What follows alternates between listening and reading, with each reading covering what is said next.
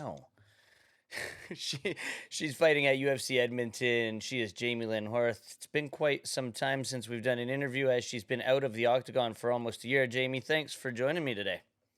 Hi, how's it going? It's going. I'm glad that you're getting back in there. First and foremost, before we even get to your fight, congratulations on the Lululemon ambassadorship. Pretty damn Yeah, cool. yeah, it kind of just happened like super organically. It wasn't something I sort of reached out or sort of outsourced. They kind of approached me, and just because I shopped too much, I guess, at Lululemon and became familiar with some of the staff, and then they started asking, "Oh, why are you in shape? Like, what's your sport?" And it just from there it just became an organic relationship, and they approached me to be an ambassador. So super fortunate to be able to be partnered with them. Some great opportunities over the last few months since starting that partnership with World Mental Health Day, and them supporting our grand opening, and yeah, just getting some little jobs with them here and there. So I'm super excited to see how that goes. What does it entail? Like, obviously, I'm sure you're getting free clothing. What does an ambassador do? So basically, I mean, from the way I'm going to describe it, it might be different from other people's, but experience. It's a very community-based program that they run. So, like I said, they had some funding that was available to help support our grand opening. They've given me opportunities to work within the community and come down and collaborate with other martial artists and other studios, and be able to coach. I did like a 250-person warm up with Mark from Freya's fight team at Kids Beach, which was super awesome to just meet a bunch of the staff. And a part of that, like, yes, there's free product because obviously they want us to represent, with a discount code as well for myself.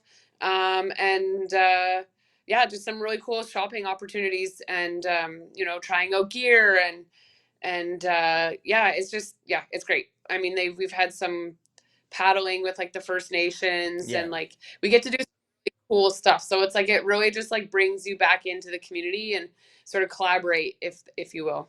And you talk about your grand opening. That's the Sound Martial Arts in Squamish. You guys changed locations. Talk about the new location. It's beautiful. It was just time. We've been open for 8, 9 years.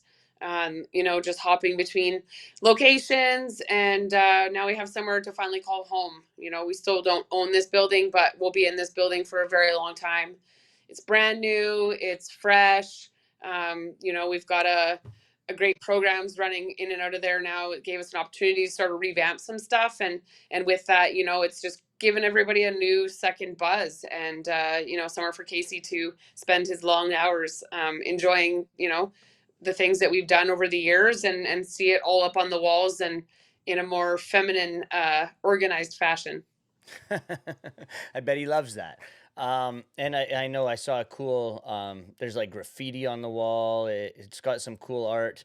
And you spoke about, Lululemon you combining with other people that you haven't necessarily collaborated with. Obviously, you call Squamish home, and Squamish is very proud of you and what you've done. But I noticed on social media today that there's going to be a viewing party at Hero Academy in North Van as well for your fight, which is another black belt in the jiu-jitsu community who has a martial arts studio, who's also a Lululemon ambassador. So you're branching out, and it's not just obviously BC's behind you and Canada is behind you, but now locally even there's other people that are jumping aboard the Jamey-Lyn Horth train. Yeah, and that's sort of kind of goes back to their partnership with the Lululemon, is that like I've got to meet some really awesome people, and Migo is one of those people that I've got to connect with. He has a gym on Lower Lonsdale. We actually taught a collaboration class for World Mental Health Day out of his studio. He's been nothing but supportive. His wife's name's Jamie. She was a boxer, a high level boxer too. So it's been really nice to sort of kind of like pick her brain, and sort of just network, and meet other people that are sort of like-minded and goal oriented, and prevalent in the community that they are. Now let's talk fights. As I said, it's been almost a year since you've been inside the cage. Your last outing was a split decision loss to Veronica Hardy. Talk about that fight, December 2nd, 2023, split decision when the judges' scorecards were read. What was going through your mind? How did you see your performance in that fight against Veronica? I mean, honestly, I thought it could have gone either way in the cage. Definitely had a slow start to come out the first.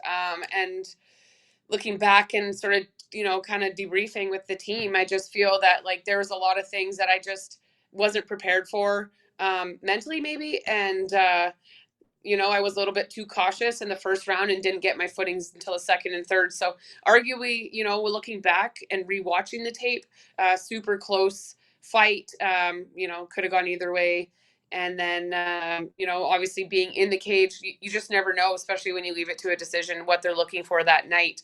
So getting the not getting my hand raised that night, obviously my instincts and my natural reaction is that, oh shit, like I didn't do enough, I didn't do my job, I messed up, like I must have performed terribly.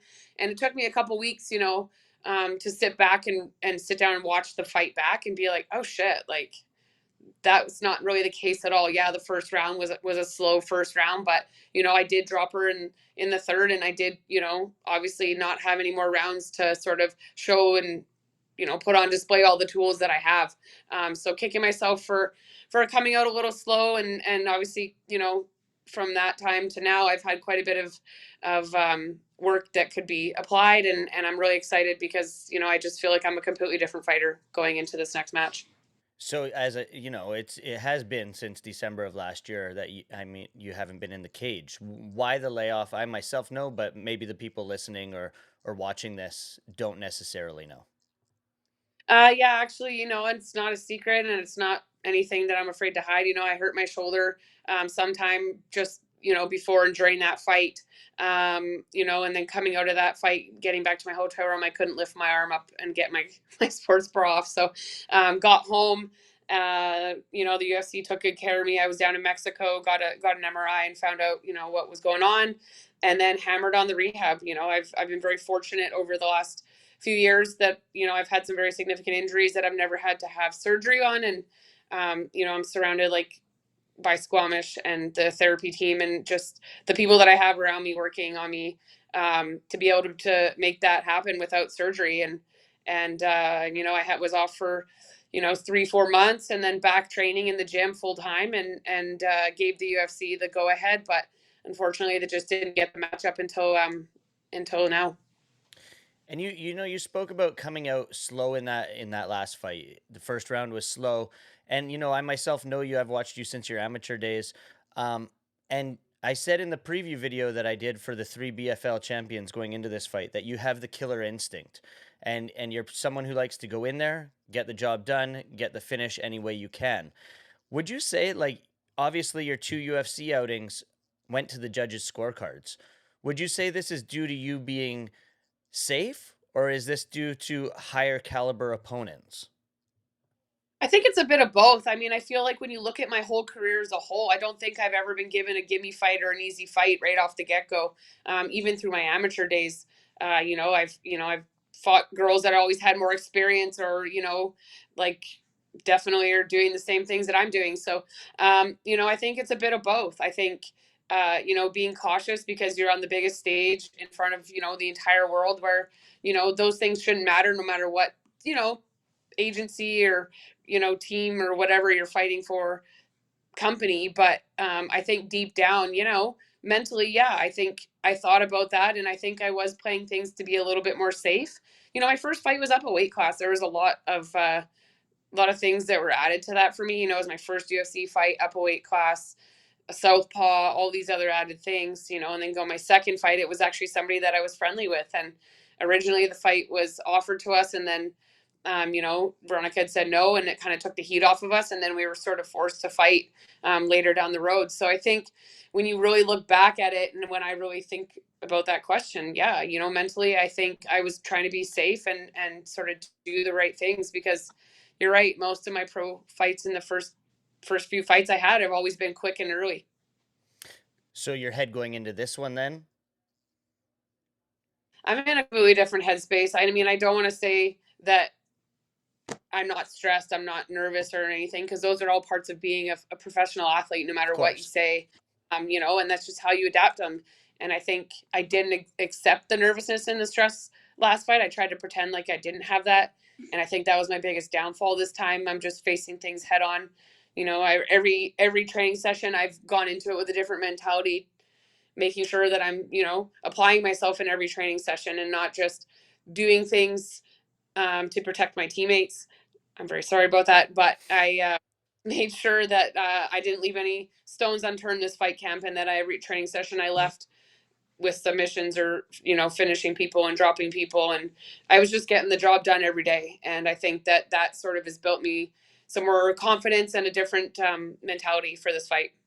That's awesome. And so this fight, as we said, Ivana Petrovic, you said you got the notice for this and you're like finally back inside the octagon. How long ago did you find out about this fight and what do you really know about her?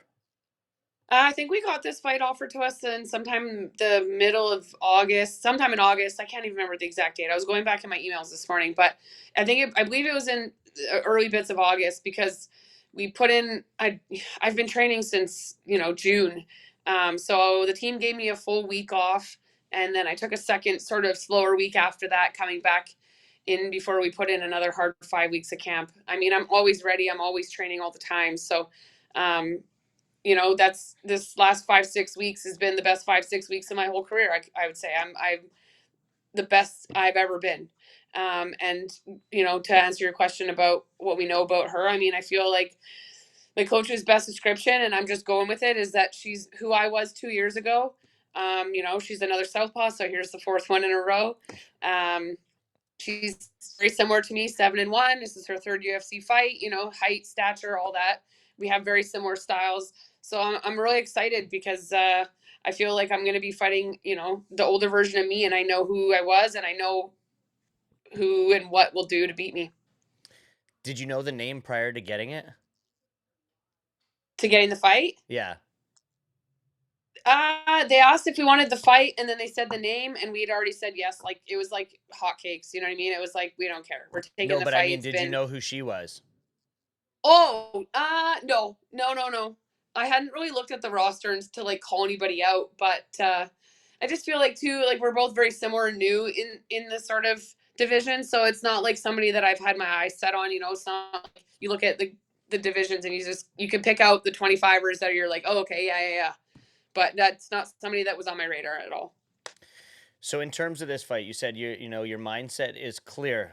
You've been in the gym. You've had the best 5 6 weeks of your camp career. You say, how do you see things playing out on Saturday in terms of just you walking in there, you doing your thing? Uh, are we going to see the Jamey-Lyn Horth that we used to see in Battlefield Fight League days?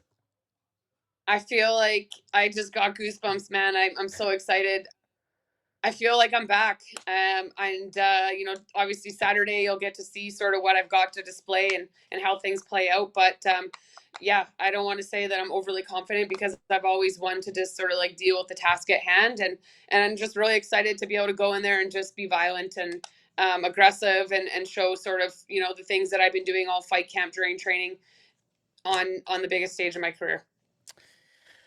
It is the fight goes down the beginning of November. You have been absent from the octagon for almost a year. If you were to get in and out of this one unscathed, would you be open to being, like a Lupi Godinez and get back in there in December?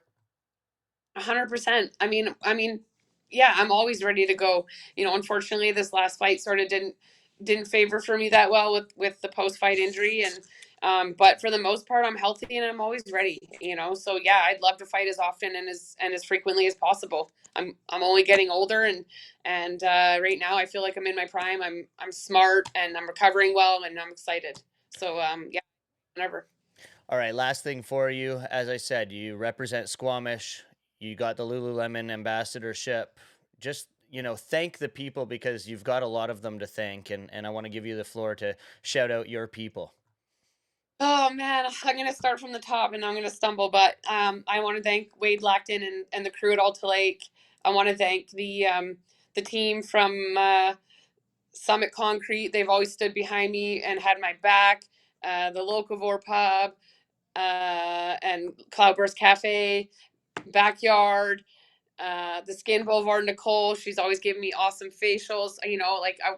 I have to distress like my team, my striking coaches, my conditioning coaches, Adam Nefier and Jesse Bufano, Casey Smith, all my training teammates, my massage therapist, Tanya Motika, my chiropractors, Paul, Amber Kirk, my acupuncturist, Adrian Coombs, Maggie Scarlett, my physio. These people go above and beyond, putting me in schedules that they don't have, fitting me in.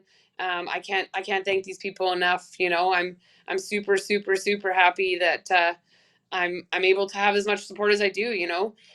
Ocean Rock Art, yeah, Jay Martin, another high level athlete from Squamish, that like endurance runner, but just getting behind me because he understands the stresses of it. Jared Galley at Spectrum Excavating. I'm gonna miss people, and I should have had my list sitting in front of me because I just have so much support, and I'm just so grateful for everybody that helps me out and it lets me do what I need to do, and I really truly feel that gave me the best advantage this fight camp. Can't wait to see you get back in there, Jamie. Good luck on Saturday. Thank you very much.